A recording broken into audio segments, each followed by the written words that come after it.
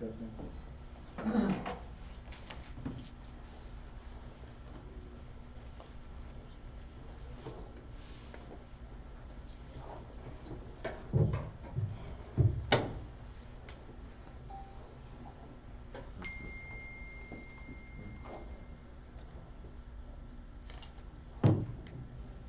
Hello, everyone. Thank you for coming.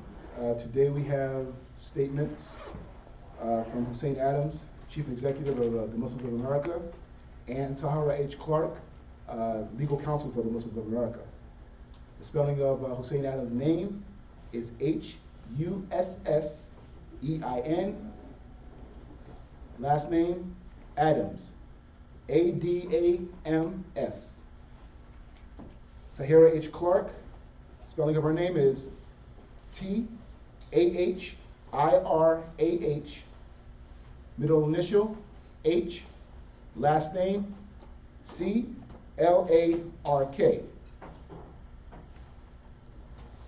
My name is Farouk Baki. Spelling of my name is F as in Frank, A-R-U-Q, last name spelled B-A-Q-I.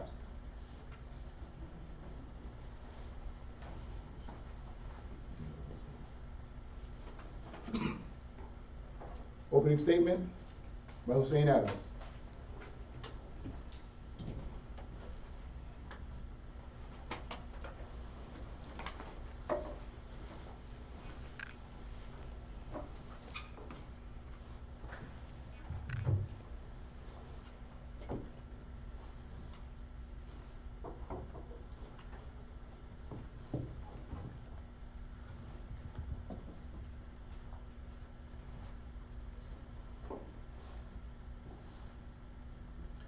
Greetings to you all, and good afternoon. Welcome, members of the press, friends, neighbors, law enforcement. I would like to begin by sharing a brief message from our Imam, His Eminence, Al-Sheikh Sayyid Mubarak Ali Shah Jilani, whom is a direct descendant of the Holy Last Messenger, Muhammad, peace and blessings be upon him, and a divinely inspired Imam whom Almighty Allah has chosen to send to us to guide us. Our Imam did not come with just words in his mouth, but he came with signs, such as the shining name of Allah, which is still shining in our masjid, our mosque, on Islamberg in Hancock, New York, where all can come and see, as well as rainbows that people have seen even at night. Al-Sheikh Jilani came with these signs, which Allah sent with him in support of his mission. Our Imam's message is that Almighty is one, and that of Abraham, Jacob, Solomon, Jesus, son of Mary, and the Holy Last Messenger, Sayyidina Muhammad Mustafa sallallahu alaihi wasallam, all are messengers of Almighty one God, all brought one in the same religion and the same law. Your Lord God is one. It is absolutely impossible for anyone to think that they can extinguish Islam in America. As you can see through the fate of Robert Doggett, who thought of himself as powerful, with his tentacles reaching out all over to armed people who decided to join him in plotting to attack Islamberg. But instead, he was handcuffed. He was shackled and driven to jail. Islam is not only here today, but it is here to stay, to progress in this land, which our Imam calls Islam-friendly country. There are people calling themselves, as this professed Christian minister called himself a Christian, that hardly know anything about Jesus, son of Mary. It is only Holy Quran, not the Old and New Testament, which narrates the true account about the virgin birth of Jesus, son of Mary, peace and blessings be upon him, and his return to Almighty Allah when they tried to crucify him, and he will come back before the last day. We have made these things very clear before, that we love and adore Jesus, son of Mary, whom also taught the 10 Commandments. A Muslim believes that in order to remain Muslim, he must follow the ways of the blessed Jesus. How many people today follow these 10 Commandments? Very few. Very few in their demeanor and their characteristics, in their everyday life, in going about dressing like him and conducting themselves in an honorable way. We are the people, we follow his way. Jesus, son of Mary, never committed adultery, never drank wine, never ate pork, never told lies, never committed oppression and injustice. He loved everyone. Jesus, son of Mary, was and still is a symbol of divine love. So where are those individuals who call themselves Christians and who say that they love, adore, and follow Jesus, son of Mary? We know that Robert Doggett, who was a self-proclaimed Christian minister, was not one of those people, because in April 2015, the FBI arrested him, a right-wing extremist, self-described Christian preacher and failed congressional candidate from Signal Mountain, Tennessee, for plotting to burn down the mosque and school of our American Muslim village called Islamburg in the town of Hancock, New York. His plans included murdering of innocent men, women, and children who live on Islamburg. For almost 2 years, our community has sought justice through the criminal court case filed by the government against Doggett in the United States District Court for the Eastern District of Tennessee. On Thursday, February 16, 2017, at 12:45 p.m., justice was served. The criminal conviction of Robert Doggett is a historical moment, and I can tell you that for the residents of Islamburg, it will forever be marked in history and commemorated as the day of victory. Although Doggett's plot was gruesome, hate-motivated, the guilty outcome was actually not expected by many and covered by virtually no mainstream media. The narrative that all terrorists are Muslims has been shattered as we watch domestic terrorism rise in our country at the hands of right-wing extremists. However, as the victims in this plot, we were purposefully vigilant in pursuing justice. We took great interest in the criminal trial, and we filed our own civil case, which is still pending, in order to seek justice using every available legal avenue. We would like to applaud the Department of Justice, Prosecutor Saeed Modi, Assistant U.S. Attorney Perry Piper, the FBI Special Agent James Smith, who testified, for staying the course and using every available resource to convict this terrorist. From the beginning, Honorable Judge Curtis Collier made it clear to the jury that it was their case, it was their decision. We are happy that despite all the possible odds, the jury's decision reaffirms our American principles of justice. The jury is commendable for following the court's instructions, applying the evidence that was presented before them, using common sense, using good judgment, looking at all the facts of the case, and most importantly, leaving aside any possible biases, prejudices, or previous notions. The guilty verdict against Doggett is monumental because it comes at a time in our country when many have become disenchanted with the racism, the xenophobia that appears to have taken over our nation, even in the highest positions of power. This verdict is so significant because it is a strong example of the power of we the people, who, when united, can stand up for what is right, even against the backdrop of a city once deeply rooted in slavery. When we stand together to demand justice for all, even the greatest powers cannot defeat us. As U.S. Attorney Nancy Hart stated in relation to the case, and is posted on the Department of Justice website, and I quote, "Our nation cannot tolerate threats by those who are willing to kill innocent children, women, and men who do not share their religious beliefs or philosophy." After Doggett's plot was uncovered, the last few years have been trying for our community members. However, we have held firm to the understanding that the Almighty Creator is with those whom remain with Him, and we trust in Him. We saw before our very eyes how the ignorance of Doggett was met with the full force of wrath as he was debased in court after having shown no remorse for threatening the lives of innocent people.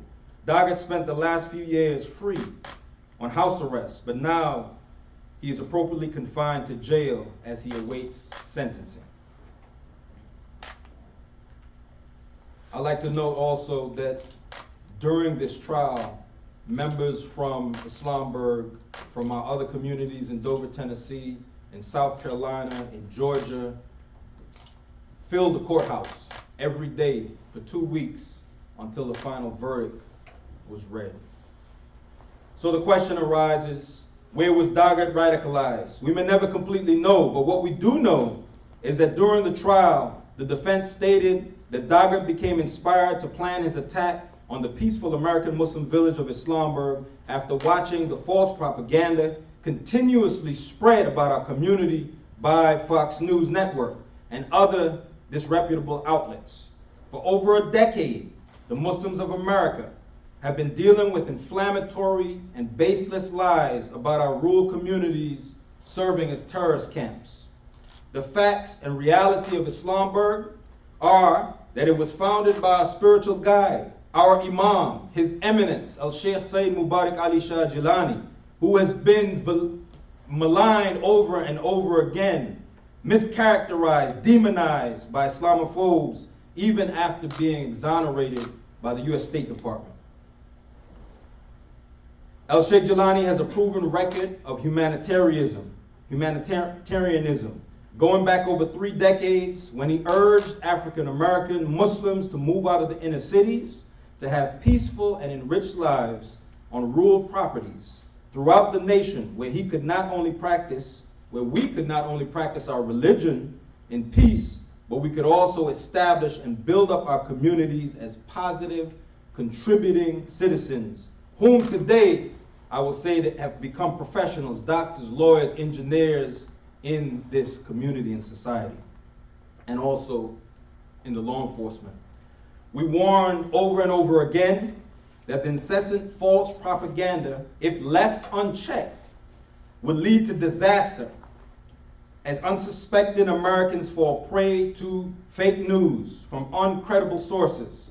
Upon deeper review, the Fox News program that Robert Daggett claimed to be watching before he hatched his plot was one that featured an individual by the name of Wayne Simmons. Some of you might have heard. We know that Simmons has since been exposed. He's been arrested and convicted for fraud after claiming to be a terrorism expert and former CIA operative. Simmons and those from other organizations such as the Clarion Project's Ryan Morrow have been allowed to come on Fox News to spread the false narrative and rhetoric that Islamburg was operating a terrorist training camp. Spreading lies, misinformation, and false representation can not only lead to murder, as in the Daggett case, it can also lead to war. Many may recall, dating back to the Iraq War, when Fox News continued to send a message and spreading the false notion that there were weapons of mass destruction in Iraq. We all know the outcome. We all know the outcome of that lie, where many troops were deployed and our nation's veterans are still suffering today from war syndromes, both physical and psychological.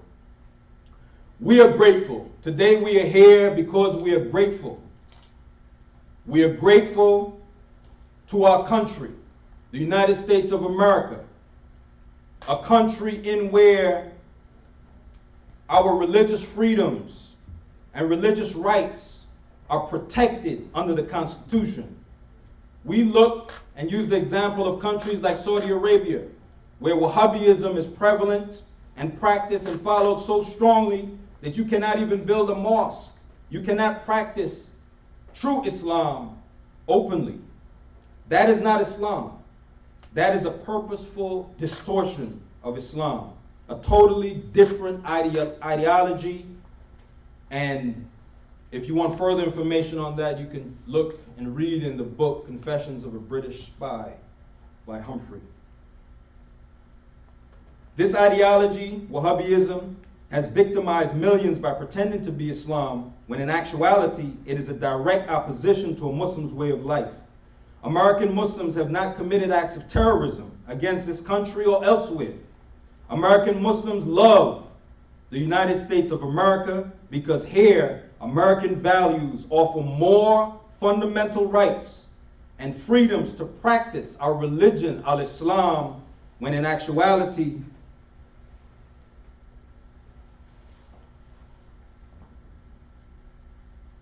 It cannot be forgotten that Muslims are in fact the #1 victims of terrorism.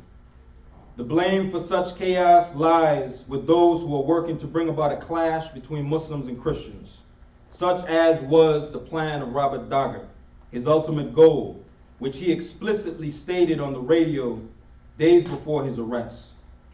All blame should lay solely on them. We give thanks to Almighty Creator, who is the handler of our affairs, who is our sustainer, and who remains with us wherever we are.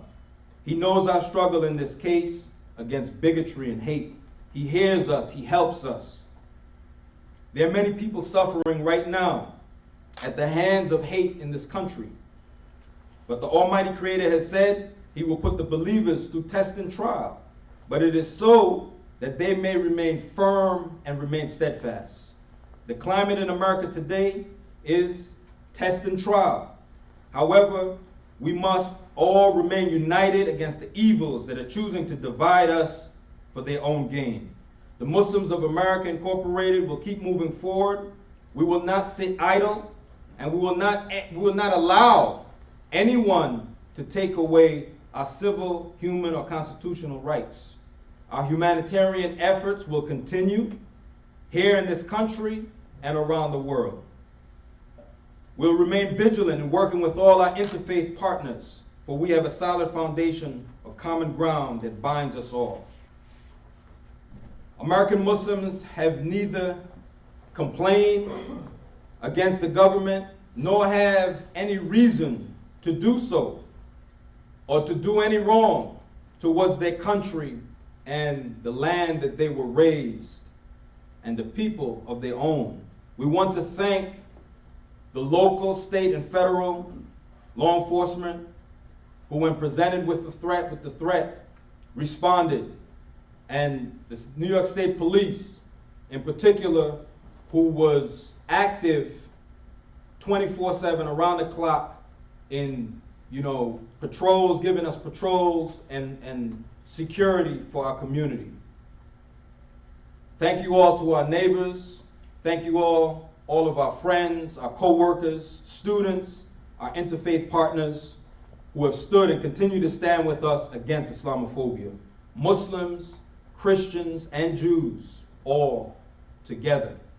Through everyone's kindness and generosity, we have seen how important and effective it is when we unite, setting aside our differences and bridging the gaps. When the call is made, when duty calls, we stand up together as one to protect the American values of freedom, justice, and equality for all. Thank you.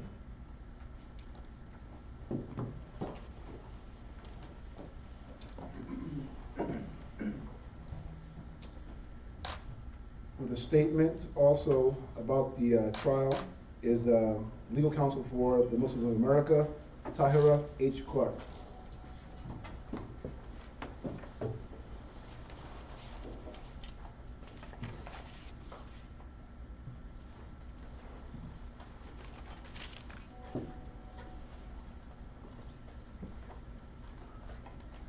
Good afternoon.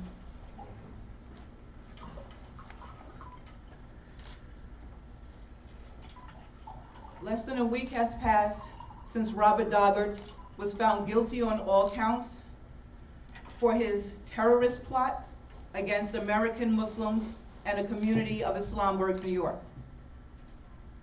While this is a time for celebration, our advocacy and work is not complete. The Muslims of America and its legal team will not be complacent. The following are a few steps that we will be undertaking in the ensuing days. First, Robert Daggert's sentencing is scheduled for May 31st, 2017. Members of the Muslims of America will take an active role and use whatever avenue is legally available to ensure that the terrorist receives a strong sentence, such as providing victim witness statements, video testimony, or in-person testimony. Whatever avenue is available, the victims will pursue. Second, In March of 2016, the Muslims of America filed a civil suit against Robert Doggart, which has been stayed pending the conclusion of his criminal case. During the criminal trial, additional evidence and information revealed others complicit in his scheme.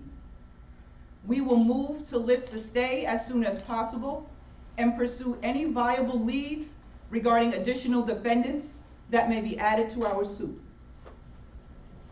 Third, for 5 days, members of the Muslim of America and residents of Islamburg, New York, listened to bone-chilling, wiretapped conversations between Robert Doggart and individuals he was soliciting to commit acts of terror against innocent American Muslims. According to his legal counsel, Doggart was influenced by false accusations, outright lies, and defamatory statements pushed by Fox News regarding Islamburg and the Muslims of America. The defense mentioned Fox's influence in May of 2015 in their memorandum of law in support of the plea deal, which thankfully Judge Collier struck down. Again, Doggart's attorneys used the Fox News connection during cross-examination of the government's witnesses, and finally, during their closing argument. We agree that fake news, such as what has been published by Fox News, is dangerous. We agree that it can and has influenced criminals and terrorists to plan attacks and place the Muslims of America's congregation and the community of Islamburg in harm's way. And we are taking aggressive steps to explore the legal culpability of Fox News as it relates to the Muslims of America. Finally, my colleague, Tahira Amatul Wadud, and I will be conducting regional roundtable discussions wherein we will guide faith communities to assert their rights and use their resources to protect the most important right of freedom of religion. These roundtable discussions will be open to all faith leaders, and if you are interested in this initiative, please contact Muhammad Matthew Gardner at public.relations@tmoamerica.org for more information. Thank you.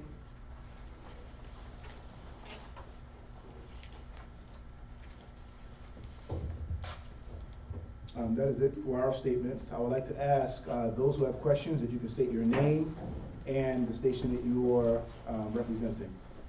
Thank you.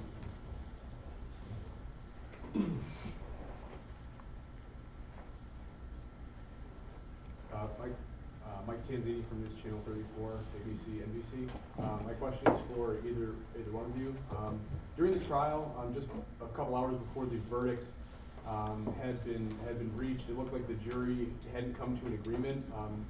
Could you maybe just talk about your feelings during that time? Did you feel like maybe they were conflicted, and were you, I don't want to say surprised, but were you happy that they had come with a verdict, a guilty verdict soon after making that statement?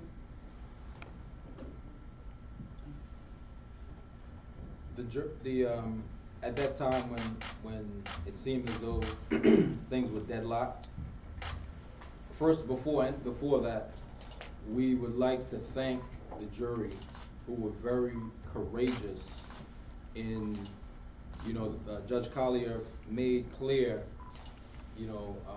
over and over again, that they should look at the evidence that was provided, that they should, make sure they're not discussing the case with anyone, they're not looking it up online, they're not, even if they approach, but they were very courageous in the job that they did. And I think they did an excellent job, not just because of the outcome, but considering the climate, considering the climate, today's climate, as well as the area, the location, the county that we were in, and the history, the long history, of slavery and all that took place. Regarding the jury being deadlocked, after the second day of deliberations, I actually looked at that as a positive sign. Because if it was deadlocked, that meant they couldn't reach an agreement on whether or not he was guilty or not guilty.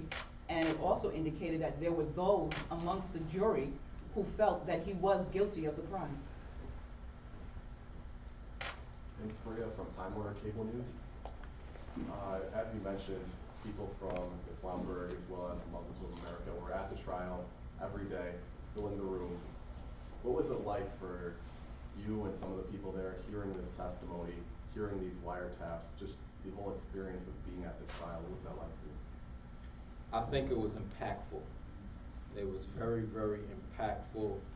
Here it is, you have the defense, you know, trying to feed the jury false information that was baseless and unfounded. And the jury is turning and looking at the community that they're referencing, and they're not seeing that.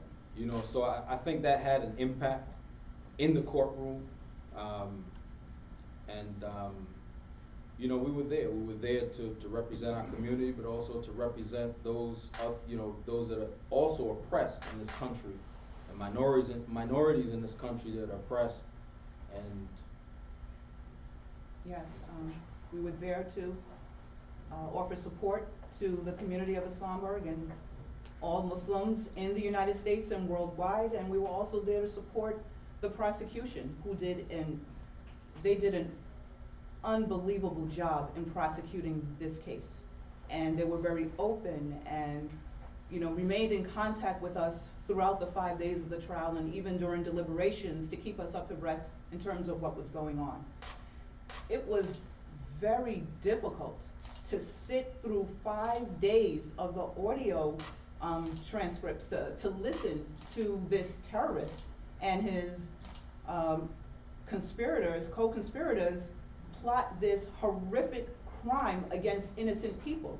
Previously, we had only been aware of some of the information based on the legal pleadings that, you know, were made available to the public, but to actually hear this man make these statements to say that, you know, I don't really want to kill children, but there's always collateral damage, and to know, number one, to kill any innocent individual that's something that you just don't do. You have to be evil and to listen to evil. And it wasn't just Robert Daugherty. There were numerous individuals. And just during the first day of the trial, when the prosecution showed written transcripts from Facebook conversations and from private messages, you saw so many names, people reaching out. I heard that you're planning something. Count me in. I'm interested. PM me. I'm committed. That's just horrible. Amy Hogan, Fox 40 News. With this civil case that you're bringing forward, are you guys going to pursue the higher charges of terrorism with that case? Are you going to push for additional charges to be brought? No, with this civil suit, terrorism charges are not available to us. That's more in line with a criminal prosecution. We are suing Robert Daugherty under the FACE Act. It's the Freedom of Access to Clinics and Entrances, which allows Americans to be able to enter into their place of worship, or it was also actually passed to protect people who were trying to go to abortion clinics. But in this law, it has a passage that also covers the freedom to be able to practice your religion, to enter your place of worship unimpeded. Seems like whenever Islam is brought up, that Fox News report about the terrorist camp always seems to resurface, even though it's been years and years, and even though you guys have, you know, done the best you can to debunk that. How important is it to hold Fox News responsible, and what would that do to hopefully the perception of folks who do have that belief? It is extremely important to hold them accountable.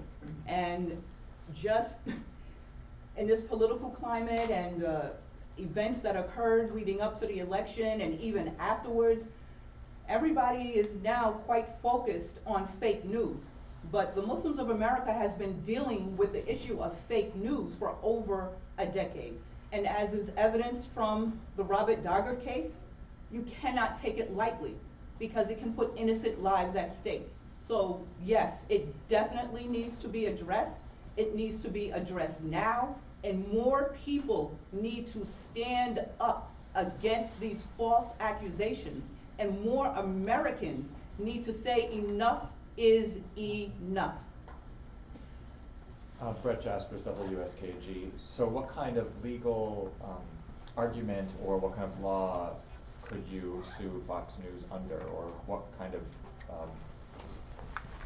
argument could you make in a court of law against a media company like Fox News? Well, there's defamation, slander, libel. Fox hasn't stopped. Just several months ago, they published something else about the Muslims of America. But you know, the tide is changing in this country, and as a result of that publication, so many people, so many interfaith partners and neighbors reached out to us and said, listen, are you all okay? This is crazy what they're saying about you, and it's also dangerous. So more and more people have seen that these fake news stories can lead to danger. Ibrahim Smith, Islam Post. Dargo was clear he wasn't concerned about killing children in Islamberg. How are the children in Islamberg reacting to this, to the guilty verdict specifically? Excited, happy, pleased that justice was served, and even more pleased that their prayers were answered, because the children in Islamberg are very, as we've stated over and over again, you know, we're a faith-based community, and down to our children, there's belief in God and there's faith that if you have trust in Him, you need no defense. And to add to that, 2 years ago, almost 2 years ago, I rushed from South Carolina to return to Islamberg, New York, after hearing that Robert Doggart had been arrested and he had planned this attack against the community. And since then, various people, numerous people have shared their stories with me, like where they were when they found out the news, how it affected them, the tears, the shock, and for many of the children, yes, the fear. But just several days ago, returning to Islamberg, New York, from Chattanooga, Tennessee, there's a different story. These same people are now telling different stories, but they're still telling me where they were when they found out that Robert Doggart was found guilty on all counts. And they did have tears, but they were tears of joy. Anthony Brilliant from the Press and Sun Bulletin newspaper. Might be kind of an oversimplified question, but how many people in Islamberg were potentially in jeopardy through this plot? The entire village, over 200 residents.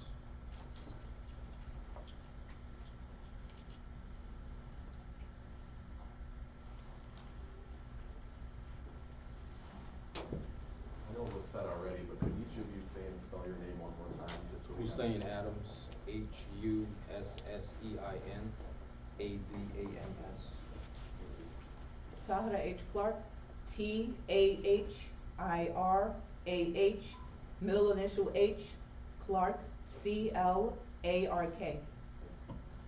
And to add to your last question as well, this notion, you know, I mean, it's really, when someone continues to fabricate a lie year after year after year after year, sooner or later, people start believing that lie, you know, and here it is. I mean, it's an insult, really, to local, state, and federal law enforcement, whom, you know, are welcomed into our community every year, whom participate in our events, whom are very active and whom we have an ongoing and good relationship with. But to, you know, continue to these baseless accusations of underground bunkers and terrorist training grounds, and if there was a ground that was being utilized for terrorist training, and there was an attack that was being planned, and a plan to poison the reservoir, why hasn't it happened? In 30 plus years, it still hasn't happened. You know, so it's something that we continue, as Attorney Tahira Clark mentioned, you know, we've been the victim of fake news for a very long time. And I mean, you can even find online, you can find articles that, you know, state that there's guerrilla warfare and terrorist training, and you see individuals with ski masks on, and you look in the background and you see an entirely different climate. You understand? Anyone that grew up and was raised in upstate New York knows that's not upstate New York. You know, but people feed into it, and it pays. Islamophobia pays. It's a big business. So, as you know, as in our statement, we mentioned that we'll continue in our efforts and our work, you know, to bring forward the truth and, you know, clarify what's needed and necessary. I just have a quick off-topic. Just could either one of you respond to the kind of second drafting of that travel ban for President Trump's work on? Well, I'm not surprised. I'm not surprised at the second drafting, and there were others who seemed to share my sentiment that the first introduction of the executive order was just a test case to see how people would respond, and also to wait for, you know, a few legal challenges and then come out with the real deal, so to speak, and tailor it to what the courts have pinpointed as the problem areas. So that's just, you know, it's just very unfortunate what is taking place in this country now. It's very unfortunate that we have people in the highest positions of power in this country who are trying to divide Americans. But as you can see from, you know, day one, right after the inauguration, you know, Americans, they're not going to stand for it. And we have to continuously stand up for our rights. We cannot be complacent. And to add, I mean, despite all, you know, Tennessee is a perfect example where we're coming from in this case, this trial. You know, no one expected a guilty verdict on all 4 counts. No one. The prosecution, the government, the audience, and anyone that was present. But it's proof that there's power in we the people. You know, and we have rights, and will not sit idle. You know. Back to your question about the travel ban. I just want to point out that right now, this executive order seems to be focused on Muslims, which is why it's being called the Muslim ban. But people should make no mistake. Muslims now, Christians, Jews, and others later. It is imperative that Americans stand up against injustice and unite to fight this hatred and bigotry. It's in everybody's best interest.